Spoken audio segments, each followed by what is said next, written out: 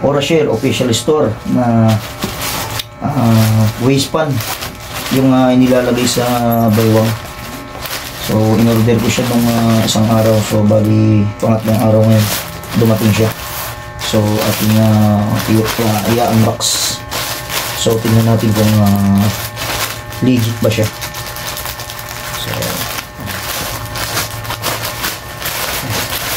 So bali nabili ko siya ng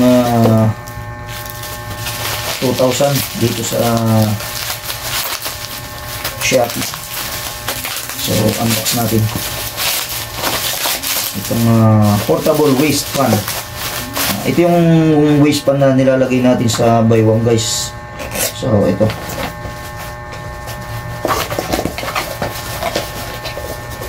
so meron siyang cord sa kanyang charging na type C, at may kasama din siyang yung sabitan sa leeg. Kung gusto natin siyang isabit sa leeg, meron din siya ng sabitan. At syempre hindi mawalan yung kanyang manual. So bali nga pala guys, itong portable waste pan na to, ito yung K300. Yan, ito yung kanyang manual user. Yan. So unbox naman natin siya guys kung talagang legit. So ito siya guys. So napakaganda niya. At legit na mabigat din. So bali itatry natin itong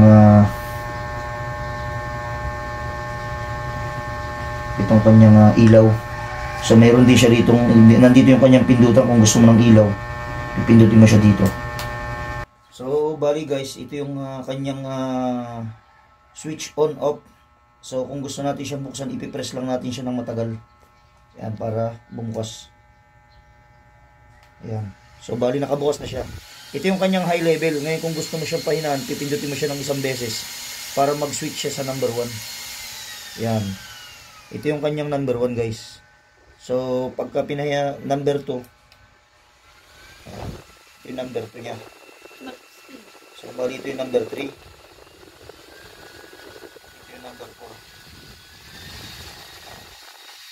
So hanggang number 4 lang siya guys. Balik, pag pinindot mo pa siya ulit ng isa, balik ulit siya sa number 1. So pagka gusto mo guys na i-pull talaga yung 100%, ito yung pipindutin mo guys, itong switch on off, ipipindutin siya ng isang beses. Ayan. So mapapansin nyo guys, napakalakas.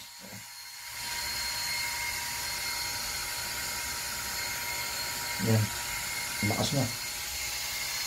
Para siyang halos kasing lakas na siya ng number 1 ng electric fan na hangin.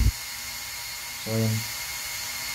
Kung gusto niyo uli siyang patayin guys, ipipress lang natin ito ng malakas, madiin. So ayan. And then on uli natin. Balik uli siya sa malakas na hangin. Switch natin siya sa number 1. Ito nasa gitna itong fan. Ayan.